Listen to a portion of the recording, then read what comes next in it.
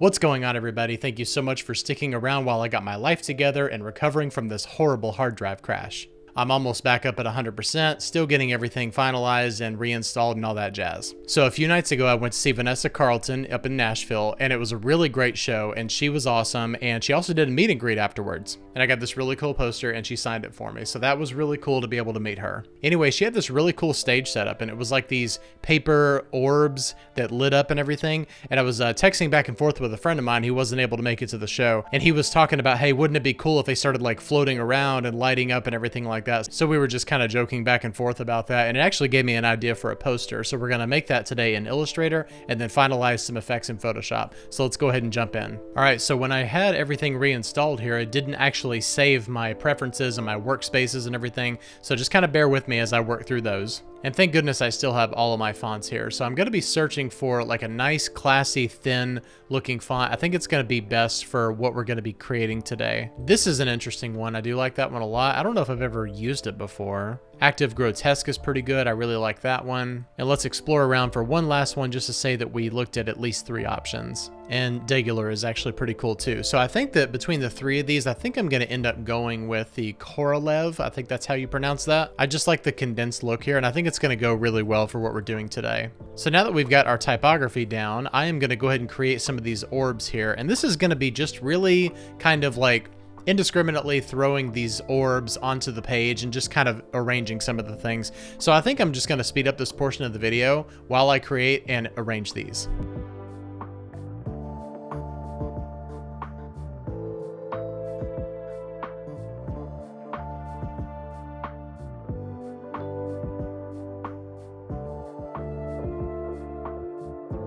Okay, I like this layout right here, and the show actually took place at the City Winery, so that's where those browns and these kind of beiges are coming in. And I want to make sure that we give dimension between the orbs themselves, so that's why some of these are a little bit darker and some are a little bit lighter. And I also decided to float 2 of them off of the page, so it's kind of looking like it's a little bit more dimensional and realistic there. I am going to move this one down to here a little bit, maybe like right there. I'm not aligning these to any particular grid or anything, I'm just kind of eyeballing it. Okay, so now let's go ahead and lay down our type. And we can certainly do something like a 120 or something like that. And I want to try something that I don't typically do, like just kind of centering the type up like that. And these windows and panels here are nowhere close to where I'm used to them being for the placement, so I'm just trying to struggle through it here. I'm not really a big fan of the bold version of this. I like the medium, but I think that I like light the best, although it's our headlining type, so we definitely need to make it sure that it's a little bit heavier. So I think I'm going to vertically align with that circle right there,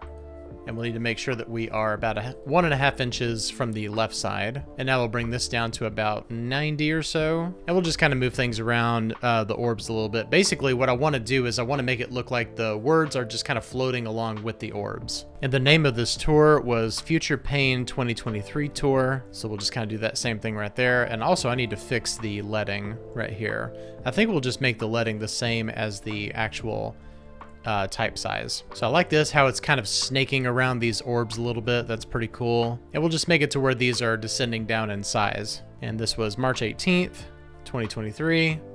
And we'll just say doors 6 p.m., show 8 p.m. If you've never been to a City Winery before, I definitely recommend it. It's a great venue. I know it's a chain, so there's a lot of City Wineries in all kinds of different cities, and the food is actually really good. All right, that's cool. I like that. And now what we'll do is we'll slap this down to the bottom, and we'll kind of bring it in by -3 inches or so. That looks good. I think I'll just kind of make this one a little bit closer to that type. I wonder if we could, yeah, we could do that. All right, so here's our very minimalist type of layout here. So what we're gonna do is we're gonna pull this into Photoshop, and we're actually going to add some effects, blur some of these orbs a little bit, and just make it look like they're glowing and just kind of floating. Just give it a little bit more dimension. So I'm gonna create a solid color layer, and we're gonna paste that hex value in there. So this is our background. And what I'm gonna do at this point is I'm gonna bring in these individual orbs into Photoshop, and they're each gonna be on their own layers. The reason I'm doing this is so that I can specifically target each individual orb and give it its own effect. So I'm gonna go ahead and speed up the video while I do this.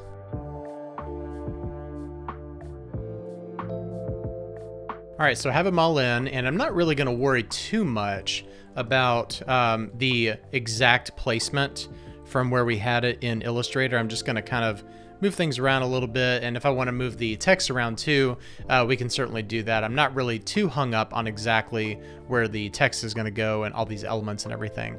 However, what I am going to do is I like this lighter one in front of this darker one, as opposed to vice versa where we had it in Illustrator. All right, so I'm going to do the same thing in moving the type in. Each one will be on its own individual layer, so that way we can target it. I'm not sure if we're going to do any type of effects to the text itself.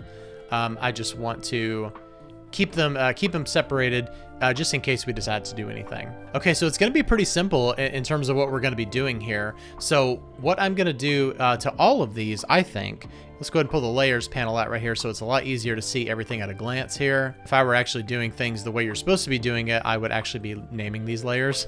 But I'm going to add an outer glow to everything. So let's go to normal, opacity 100%, and let's see here.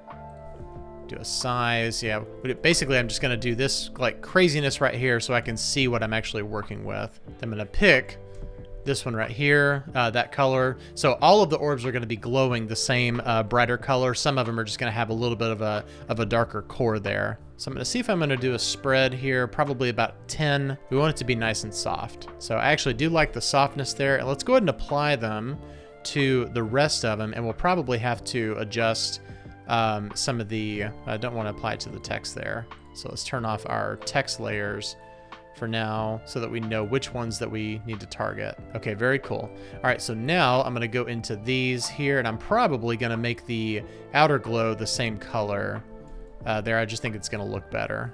Okay, so each one of these has to have its own level of blurriness. So what we're going to do is we're going to double click into here.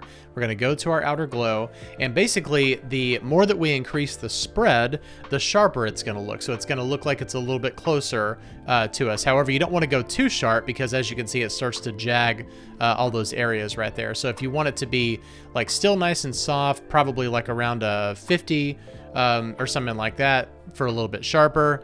If you want it to be nice and sharp, like right in front of your face, go like a 80 or something like that, but it still has that nice subtle glow to it.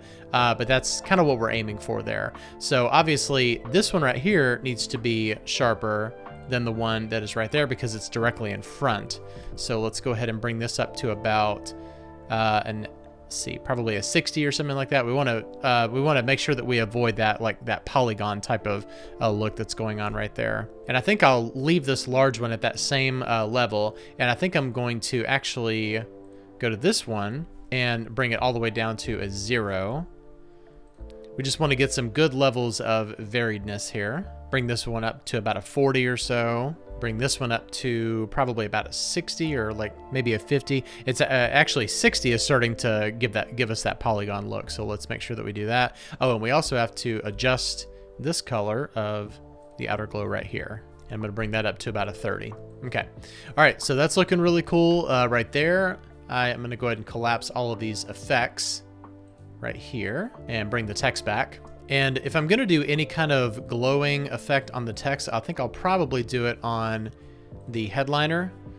And obviously we need to bring this down. And that's looking pretty rough right there. So if we're going to do anything, we need to make sure that we bring that opacity down. And we can keep the size at a nice 200 right there. That way it gives it kind of like this aura type of glow. It just looks a little bit more professional if you're insisting on a glow.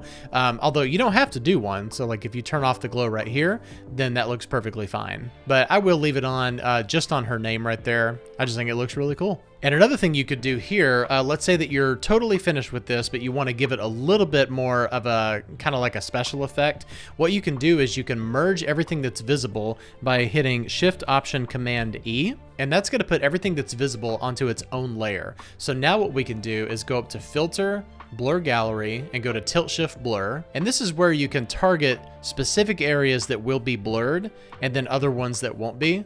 So what you can do is kind of bring this in right here. Let's say we want to go like slice diagonal right at her name right there. We can do City Winery and Future Pain Tour very sharp effects right here. And then we can just kind of do this right here. And then everything on the outside edge is going to be nice and blurred. So this kind of gives it a photographic effect, kind of, where it just kind of gives you a little bit of a depth of field going on there. So now you can kind of see the difference here in what we had before versus what we have now. Because we have this layer where it's showing everything that's visible, we can go ahead and just hide that layer and you can see what it looks like without those blur effects. So right up here, you can see it's nice and blurry on the outside edges and getting nice and sharper on the inside. And then as it's going back on the outside edges, it's getting a little bit blurrier right there. And I think that the level that we did is actually pretty good because we can still see clearly everything that we need to see, even when we have the type in a small size. So keep that in mind when you're doing that. And another thing you can do is add some of these paper textures right here. So this is a really nice vibe that kind of goes along with exactly what we're doing here. And then you can just use blending modes to achieve whatever look you're going for. That's pretty cool right there. It's all nice and washed out and everything. Color burn is super cool because that's really giving us the effect that I was kind of going for to begin with. It really darkens that background and it really lightens up those orbs. And if I turn off our blur layer, then you can see all of that text a lot more clearly, and shoot, I would just call this done, really. So this is a great option, but always make sure that you cycle all the way through your blending modes to see what all of your options are, because you may come across a look that you didn't know you wanted. This is pretty cool. I like the overlay right there. Vivid light is interesting, although it's a little bit too washed out for me. Subtract is pretty cool, but it's blue, so all you have to do is invert your colors and you've got your look back. Divide is a cool one too, but same thing again, invert your colors, but it still does blue everything out. So personally, I'm going to stick with color burn and just kind of bring the opacity down to about an 80 or so. And keep in mind, you can always go back in here and change your outer glow settings for your orbs. So if you want to make them a little bit softer, just kind of play around with the numbers a little bit. If you want to make them sharper, make sure you decrease the numbers. But there's really an endless selection of things you can do. I like this look right here, so I think I'm going to call this one my Vanessa Carlton City Winery poster for 2023. All right, well, I hope you liked that poster that I made today. If you like this video, please hit like and subscribe at the bottom and click the bell for notifications to be notified of all future content. Thanks a lot for watching, and I'll see you next time. Bye-bye.